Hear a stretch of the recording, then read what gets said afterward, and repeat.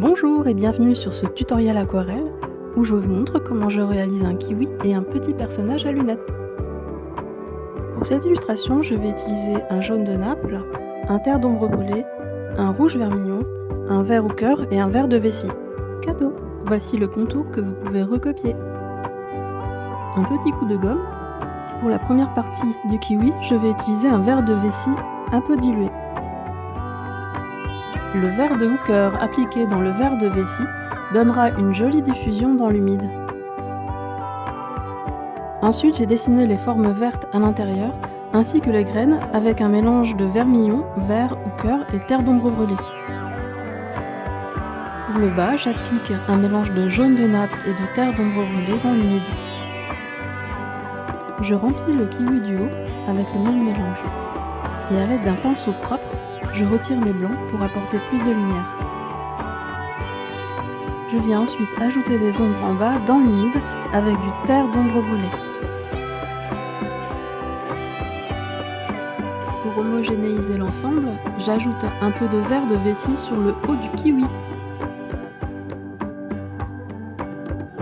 Quand la peinture est sèche, j'ajoute quelques détails avec du terre d'ombre brûlée et ensuite je viens faire une myriade de petits points pour donner plus de réalisme et de texture à l'ensemble. Je réalise tous ces petits détails avec un mélange contenant moins d'eau et plus de pigments. Et bien sûr un petit pinceau très fin.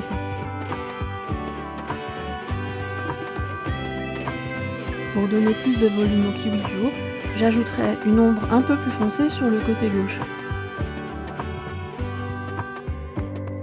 Et enfin, pour le fond, je ferai un mélange de terre d'ombre brûlée, vermillon, vert de vessie, voire un peu avec du vert hooker, avec surtout beaucoup d'eau pour avoir une teinte très légère. Ici, j'ajoute quelques détails au feutre acrylique blanc, ce qui fera ressortir toutes les petites graines. Pour la peau du personnage, j'utiliserai un mélange de jaune de Naples et de vermillon avec beaucoup d'eau, ce qui me donnera une couleur très claire. Pour les cheveux, le même mélange mais avec plus de pigments. Je finis de peindre le personnage et pour les ombres, j'utilise les mêmes mélanges avec plus de pigments et moins d'eau. Et voilà, quelques détails et c'est presque terminé. Je vous laisse regarder le résultat.